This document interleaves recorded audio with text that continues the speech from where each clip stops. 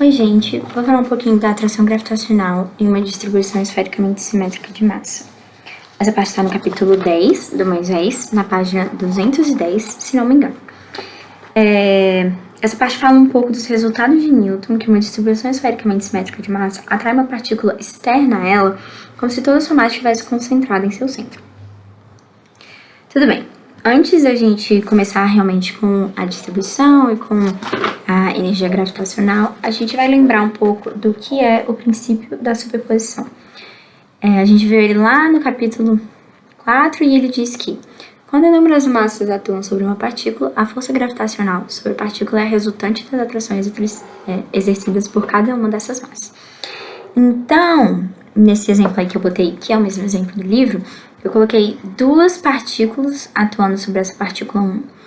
Então, duas forças, né? Essa força F13, que vai ser a força que a partícula 3 exerce sobre a partícula 1, e F12, que é a força que a partícula 2 exerce sobre a partícula 1. Então, a força resultante dessas duas vai ser a soma vetorial das duas. Se eu faço uma soma vetorial aqui, vai dar exatamente esse F aqui, que vai ser a força gravitacional sobre a partícula.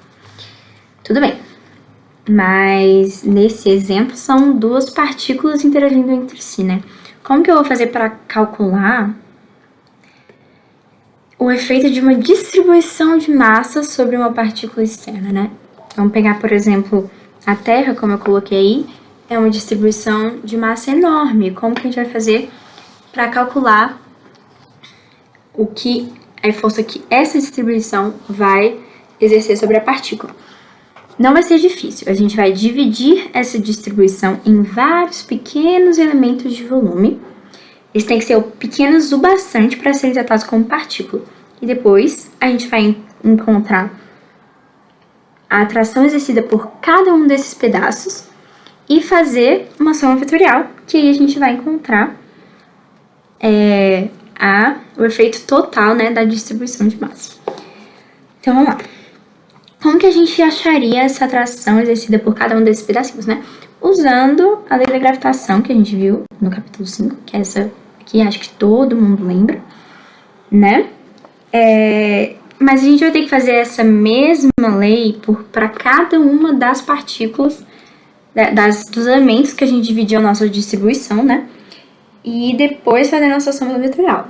Só que isso vai ser muito complicado, principalmente também porque força é um vetor, então a gente vai ter que fazer uma soma vetorial de tudo. Então, para facilitar isso, a gente vai usar o conceito de que a força gravitacional é uma força conservativa, e por conta disso a gente vai poder usar a energia potencial da partícula e relacionar ela com a força.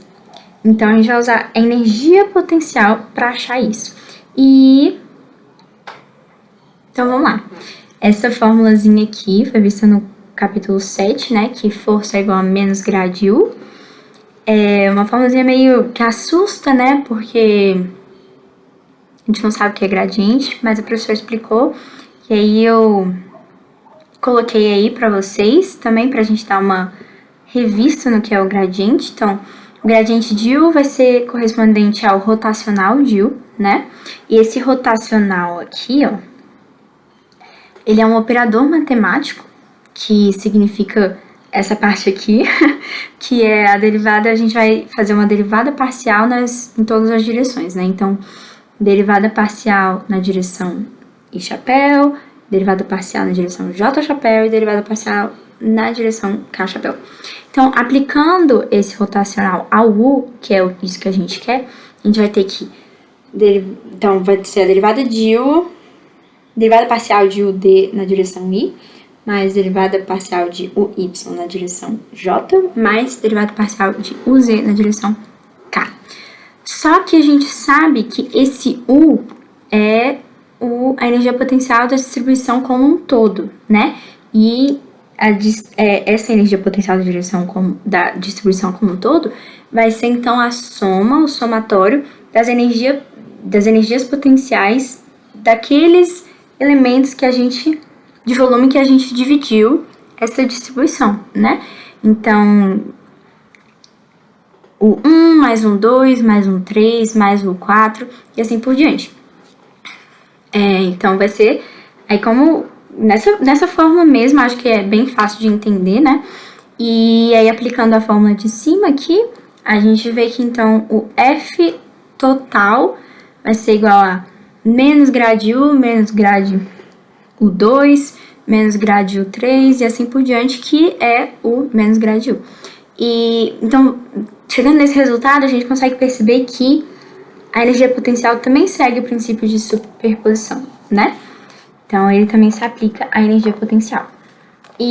Mas por que a gente está fazendo isso? Mais uma vez, a gente está fazendo isso porque é muito difícil a gente fazer uma soma vetorial do que se a gente fizer uma soma escalar. Então, usando a energia potencial, a gente está usando uma grandeza escalar, que fica muito mais fácil de fazer o somatório, de mexer como um todo, né? Do que uma grandeza vetorial. Por isso que a gente teve todo esse negócio de gradiente, rotacional e tal. Não é pra complicar, e sim pra descomplicar, né? Então, beleza. Então, E lá no capítulo 7, a gente viu que a energia potencial em escala astronômica é essa formulazinha aqui, acho que todo mundo lembra também. O R é igual a menos integral de FR' dr', com os limites R e infinito, né? Que é igual a menos G Mzão sobre R. Ou seja, a energia potencial associada a duas partículas de massa M1 e M2, distantes uma distância de R12, vai ser correspondente à força gravitacional, né? Então, pronto. Agora, então, a gente vai seguir mais um passo para encontrar como que a distribuição qual vai ser a energia potencial da distribuição, né? Para fazer isso, a gente vai dividir essa distribuição em camadas esféricas concêntricas. Como é isso? Pensa assim numa cebola. Quando você pega uma cebola e corta essa cebola em qualquer lugar, pode ser no meio, pode ser em qualquer lugar. Você abre, quando você olha ela, você vê que ela tem várias camadinhas assim, né? É exatamente isso que a gente vai fazer. Então, pensa na cebola que vai dar certo. Então, vamos considerar essa camada esférica muito pequena, de raio A, espessura H, e pela simetria, né, esférica, a gente vai ver que a massa, então, está distribuída uniformemente sobre toda a camada. Então, para a gente calcular a energia potencial resultante sobre uma partícula de massa M num ponto P, distante do centro, uma distância R, né? Então, esse R aqui é a distância da partícula ao centro. A gente vai usar a formulazinha passada, que é U igual a menos G, M1, M2 sobre R12. Só que esse R12 aqui vai virar esse R aqui, né? Que é a distância do centro. E aí, M1 vai ser o M da partícula, M2 vai ser o M da camada. Enfim. Beleza. Mas pra gente ainda não tá suficiente. Ter decomposto a distribuição em camadas esféricas não tá suficiente ainda. Então, o que a gente vai fazer vai ser decompor a camada em anéis infinitesimais, com todos os seus pontos aqui distantes da P. Vamos lá. Esse vai ser o nosso anel infinitesimal. A gente consegue ver aqui que essa distância S em todo o anel não vai mudar. Vai ser igual para todo o anel. Então, a partícula P está numa distância igual para todo o nosso anel que a gente está decompondo a nossa camada. E aí, a gente vai usar essa equação aqui que a gente pegou para o anel, né? Para descobrir quanto esse anel contribuiu para a energia potencial em P. Então, dU do anel vai ser igual a menos G M sobre S, porque S é a distância do anel até a partícula, e dm. E esse dm vai ser a massa do anel, né? Então tá. Se dm é a massa do anel, então m vai ser a massa total da camada esférica. E a gente vai fazer essa relação entre as duas, que é uma relação bem fácil, acho que todo mundo dá pra pensar nela, né? Então aqui, a massa do anel vai ser diretamente proporcional, nossa, perdi aqui, diretamente proporcional à área do anel, e a massa total da esfera vai ser diretamente proporcional à massa total da esfera. Então, pela figura aqui, vou voltar para vocês verem, a gente vê que o raio do anel é isso aqui, né, a seno θ, e a espessura do anel é esse aqui, a Δθ. Então, para encontrar a área do anel, a gente vai precisar dessas duas informações. Então, como ele é um anel bem pequenininho, vamos considerar que a área dele, então, vai ser 2π, o raio, vezes a espessura, né? Fazendo a conta aqui, uma conta bem simples, a gente chega nesse resultado aqui. E, portanto, agora, é só colocar esse resultado aqui em cima, né? Então, a gente vai fazer uma substituição e a gente vai ver que a massa do anel, então, vai ser igual a área do anel, que é essa parte aqui, tá aqui, sobre a área da esfera, vezes a massa total da esfera. Esse M aqui só veio pra cá. Beleza. Então, a gente consegue cortando aqui, né, fazendo a matemática simples, que é esse 2 aqui vai cortar com 4, vai ficar 1/2, esse π vai cortar com π, 2a vai cortar com 2a, e no final vai ficar, a gente vai saber que a massa do anel vai ser igual a meio vezes a massa da esfera vezes seno de θ vezes dθ. Tranquilo, né? Agora que a gente sabe quem é o dm, vamos substituir naquela equaçãozinha da energia potencial e descobrir quanto o anel vai contribuir para a energia potencial em P. Ixi, aqui eu botei errado, né? Mas acho que vocês entenderam. Então, vamos lá. Essa é a equação da energia potencial em P que a gente achou lá no outro slide. E a gente só vai substituir esse dmzão, que é a massa do anel, que a gente encontrou no slide passado.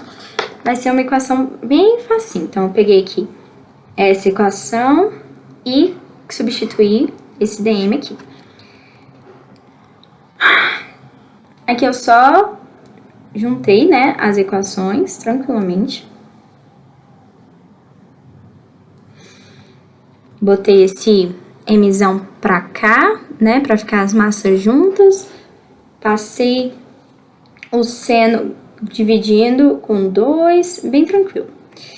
E para calcular, então, a energia potencial total deles, a gente vai fazer, então, um somatório, né? A gente vai somar todas as energias potenciais de todos os anéis e a gente vai fazer isso colocando uma integral, que é o que a gente tem feito no curso inteiro, né? Os limites a gente vai colocar de 0 até π. E é isso. Aqui continua normal. Por que essa parte aqui não tá dentro da integral? Porque é uma constante, né? G, mzão e mzinho 2 são constantes, então elas vão para fora da integral. E como é o θ que vai variar, a gente coloca o seno θ sobre S vezes dθ, variando com a integral. Beleza. Para ficar mais fácil, a gente vai fazer uma mudança de variável dessa integral para S. Calma, não vai ser difícil.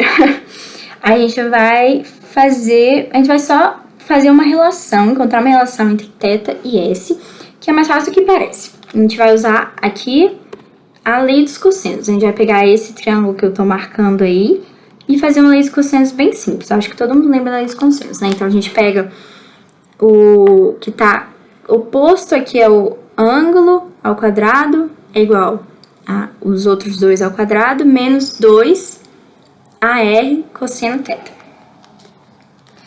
Tranquilo. Se a gente deriva os dois membros dessa equação, em relação a θ, porque é ele que varia, vemos que o A e o R são constantes, então eles vão sair da derivação, e derivando implicitamente o S ao quadrado vai ficar S2, 2S ds sobre dθ, e derivando o cosseno de θ vai ficar menos sin θ, né? Então, fazendo a conta, a gente vê que o menos aqui da derivação do cosseno θ vai cancelar com esse menos aqui e vai ficar aqui. Depois, só passando esses dois, o dθ para cá e o 2s dividindo, a gente vê então que dá para cortar os dois, né? E vai ficar ds é igual a vezes r vezes seno θ sobre s vezes dθ. E aí, se a gente faz uma comparação com o integrando da equação do u aqui, a gente vê que fica mais fácil se a gente colocar usando o ds, não é isso? Porque a gente vê que o seno θ sobre s sobre dθ vai ser igual ao ds, porque a gente vai colocar esse AR aqui dentro, mas ele vai sair da integral porque ele é constante, né? Então, beleza.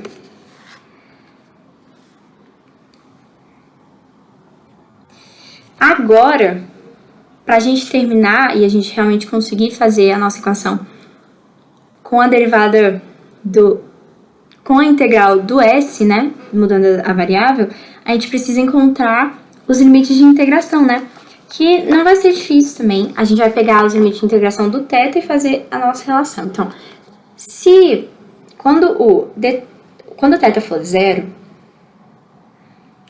vai ser o s mínimo, né, ou seja, vai ser a distância mínima da partícula até o anel, né? E vai ser igual a R menos A. Eu vou botar aqui essa figura que eu acho que vai ajudar vocês a entenderem. Então, a distância mínima vai ser, então, a distância do ponto até o centro, que é o R, menos o A, que é exatamente isso que está escrito aqui, não é isso? E a distância máxima para uma partícula externa vai ser o R, que é a distância da partícula até o R, até o centro, desculpa, mais o A, que vai ser o nosso raio, né?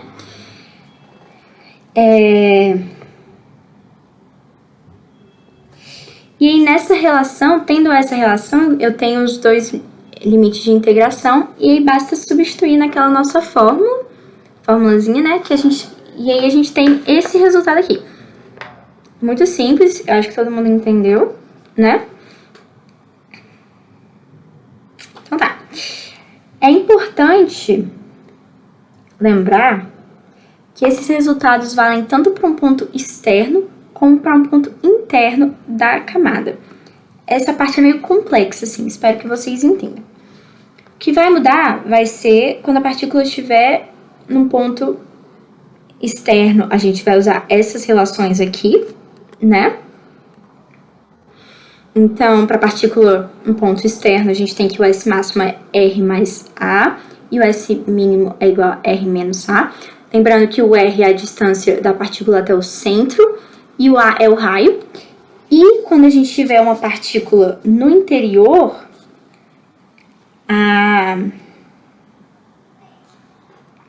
o S máximo vai continuar o mesmo e o S mínimo vai ficar A menos R. Vou tentar explicar isso melhor. Vamos pegar aqui essa imagem aqui.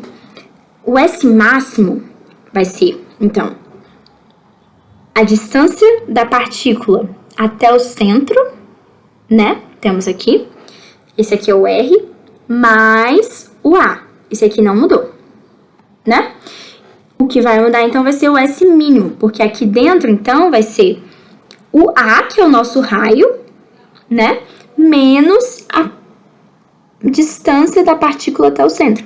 Então, essa partezinha aqui vai ser o nosso S mínimo. Espero que tenha feito sentido para vocês. Então, depois a gente só vai substituir, né? Porque a gente sabe que a integral, a gente coloca o S mínimo menos o S máximo menos o S mínimo. Então, para um ponto externo à camada, o S máximo menos o S mínimo vai ser igual a R mais A menos R menos A. Fazendo as contas, bem tranquilo, né? A gente corta esses dois R's aqui, eles vão se anular e vai ficar igual a 2A. Para uma partícula no interior da nossa camada, então, o S máximo menos o S mínimo vai ficar a mesma coisa, né? Porque a gente sabe que o S máximo não vai mudar. Menos A menos R. Então, aqui vai ser diferente, a gente vai cortar os dois A's e vai ficar, então, 2R. Então, substituindo nessa nossa equação aqui, vai ficar dessa forma. Num ponto exterior à camada esférica, a gente vai ter que... Então, vai ser UR é igual a menos G, Mzinho sobre 2AR, 2A, cortando o 2A, a gente então tem que a energia potencial para um ponto no exterior da camada esférica vai ser essa equaçãozinha, menos G vezes Mzinho sobre R. Lembrando que o R é a distância da partícula até o centro da nossa camada. E para um ponto interno à camada, a gente vai só substituir aqui, né? Como eu falei. E cortando o 2R, da mesma forma que a gente fez na partícula no externo, a gente vai ver que no ponto interno, então, a nossa energia potencial vai ser menos G, Mzão vezes Mzinho sobre A. Só que, o que acontece? Tanto G, quanto Mzão, quanto Mzinho, quanto A vão ser constantes. Então, a energia potencial no ponto interno à camada esférica também vai ser constante, né? Pronto.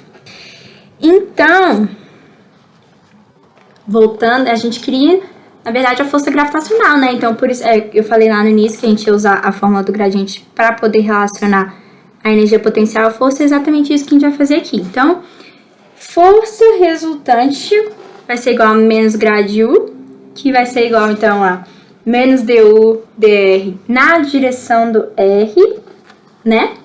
Então, a gente sabe que para uma partícula no exterior, em algum ponto que é externo à partícula, o resultado vai ser esse aqui, menos G, Mzinho, R ao quadrado, para um ponto, né, exterior. E para um ponto interior vai ser igual a zero, e eu vou falar desse aqui mais adiante. Vamos focar nesse do ponto exterior primeiro. Então, a gente vê aqui que a energia potencial que a partícula vai sofrer num ponto exterior vai ser como se a massa toda estivesse concentrada no seu centro. Por que isso, né? Porque se a gente lembra da energia potencial no ponto de duas partículas, né? A gente vai ver que é a mesma coisa, mas eu vou falar isso mais adiante. Agora, essa parte aqui, vamos fazer uma explicação melhor para essa, desse FR igual a zero, porque é constante. Vamos fazer melhor. Para fazer uma explicação mais simples, a gente vai usar essa imagem aí.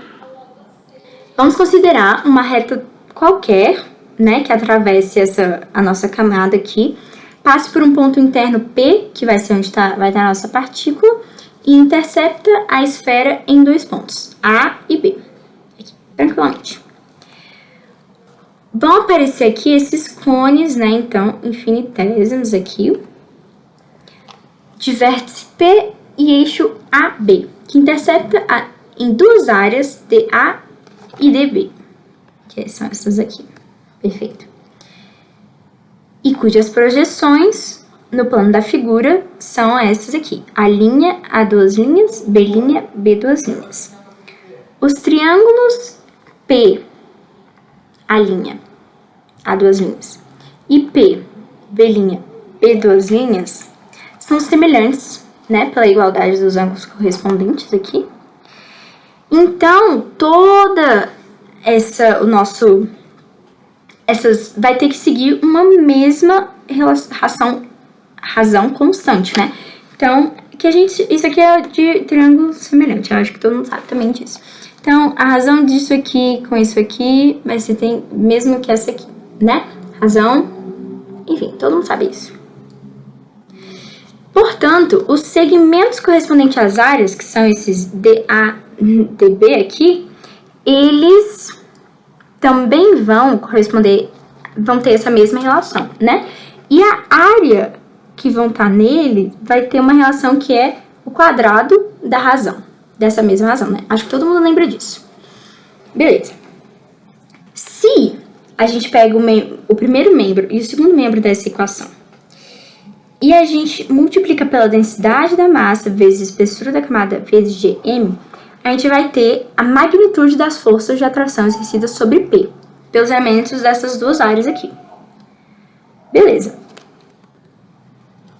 Só que essas áreas estão em sentido oposto, né, uma à outra. E, portanto, as forças vão se cancelar. As duas forças serão iguais e contrárias e vão se cancelar.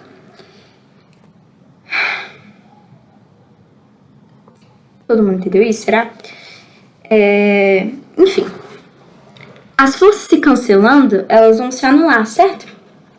E sobre essa superfície dessa camada, então, a gente pode subdividir ela em vários pares de elementos opostos. E isso explicaria, então, por que o FR deu 0 para um ponto interno à nossa camada, né? Que é essa parte aqui que eu tava falando com vocês. Espero que vocês tenham entendido. E essas expressões só vão ser válidas para forças do tipo R menos 2, ou seja, que tá aqui, né? Dessas duas formas aqui. Se tivesse alguma constante aqui, não valeria mais. Tranquilo.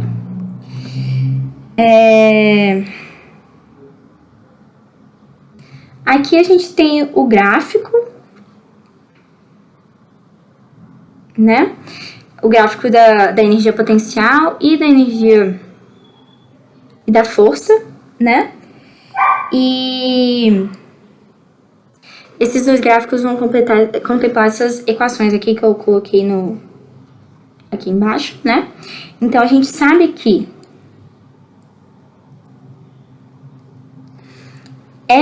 o R seria uma função contínua, né? Que para R maior do que A, ela vai ser contínua, aqui, seguindo a equaçãozinha. E para R menor que A, ela vai ser uma constante, mas também vai ser contínua. Não vai ter nenhum ponto que vai sair dessa relação, né?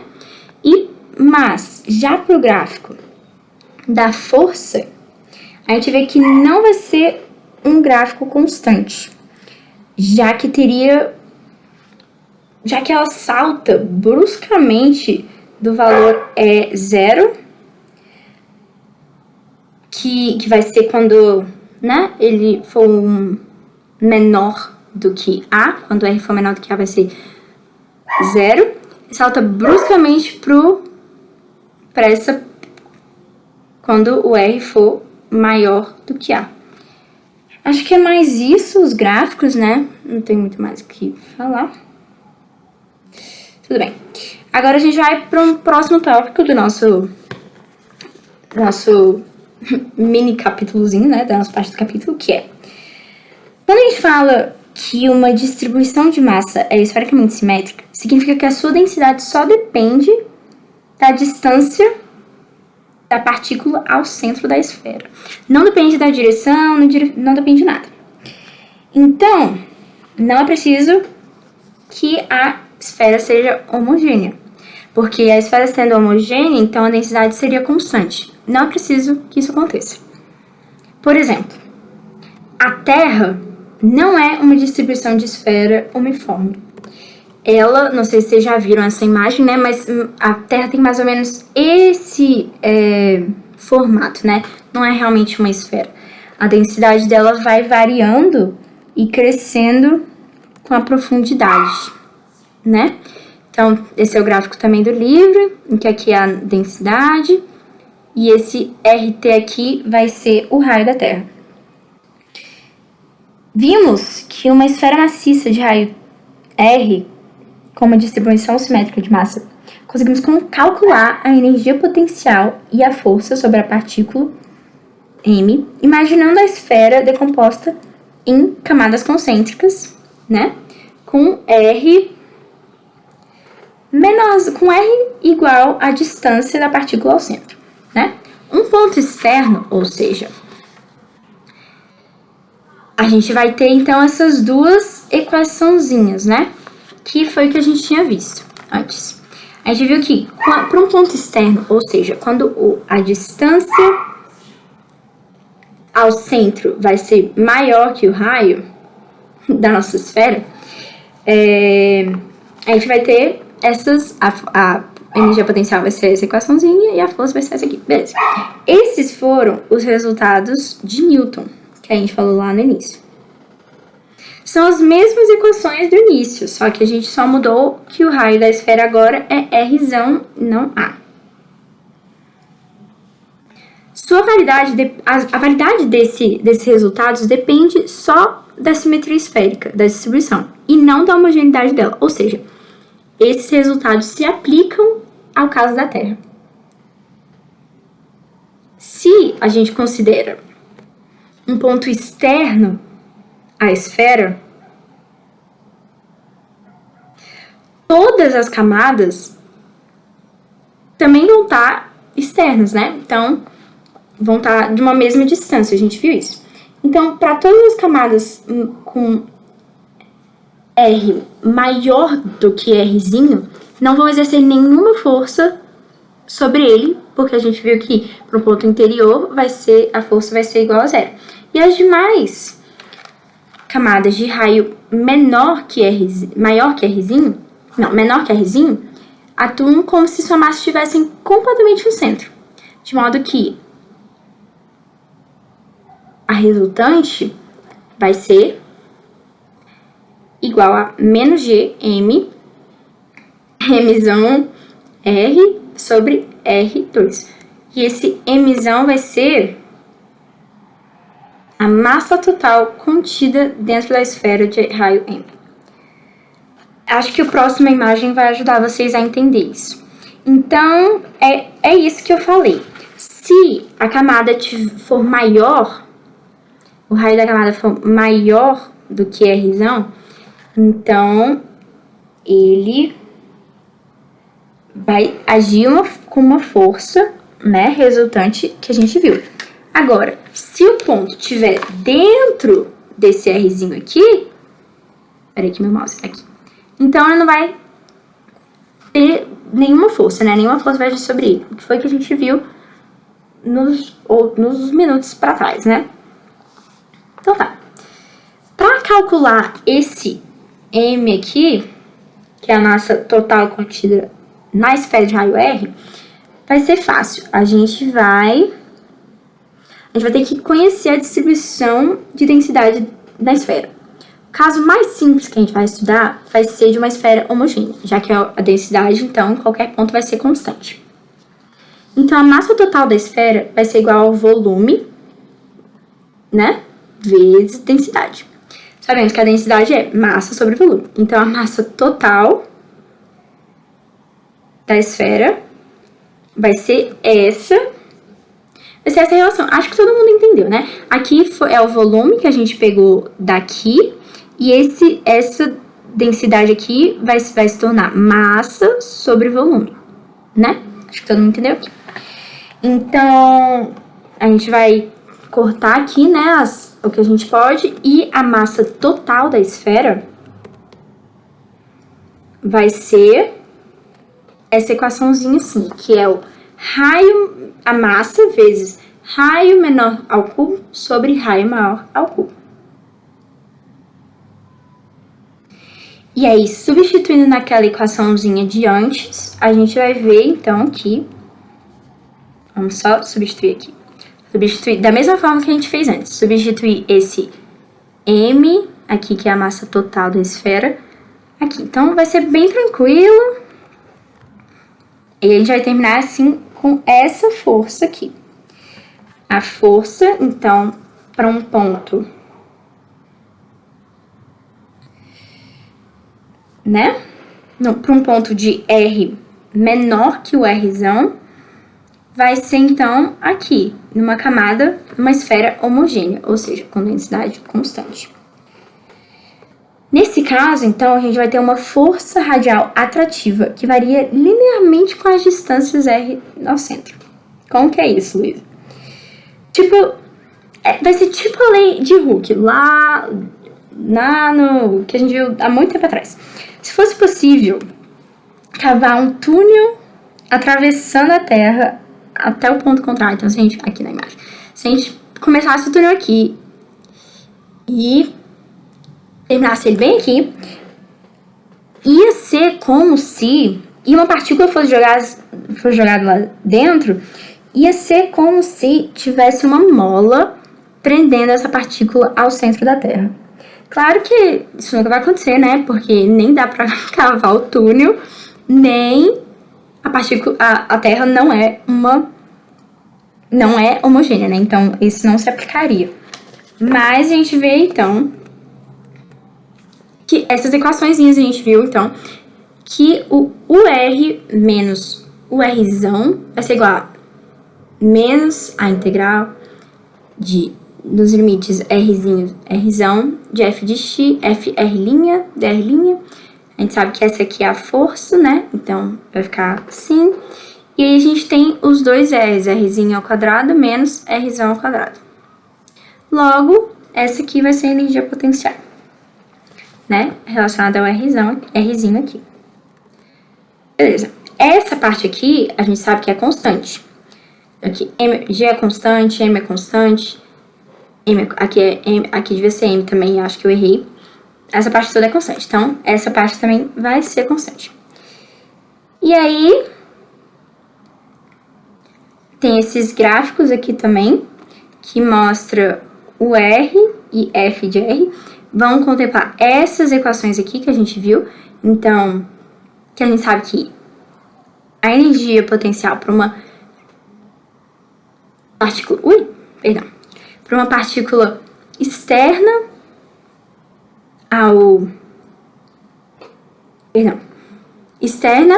à camada vai ser isso aqui. Enfim, acho que é autoexplicativo, né? Então, mas esses gráficos agora vão estar mostrando o R e o FR para uma esfera homogênea, representando essas equaçõezinhas. A gente sabe que é isso. E para finalizar, a gente tem aqui o caso de duas esferas, né? Consideramos a força de interação gravitacional entre essas duas esferas, 1 e 2, de massa M1 e M2, aqui, essas duas esferas aqui. Elas estão separadas, os centros delas são separados por uma distância R, né? Então tá. Vamos dividir esse problema, né? Então, a esfera 1 vai atuar na esfera 2, como a gente viu, como se toda a massa dela estivesse concentrada no seu centro. Então, vamos concentrar a massa dela toda no centro dela aqui, e é assim que ela vai estar atuando na esfera 2. Não é isso? Pelo princípio da ação e reação, a atração da partícula de massa M1 sobre a esfera 2 é igual e contrária à exercida pela esfera 2 de massa M1, de massa M2, sobre M1 e pode ser calculada substituindo a esfera 2 por uma partícula de massa M2 em seu centro. Então, a gente vai fazer a mesma coisa daqui para cá. A gente vai concentrar a massa de 2 sobre o centro e vai ficar dessa forma. Portanto, A interação gravitacional entre duas esferas é a mesma que se toda a massa de cada uma dessas esferas estivesse concentrada em seu centro.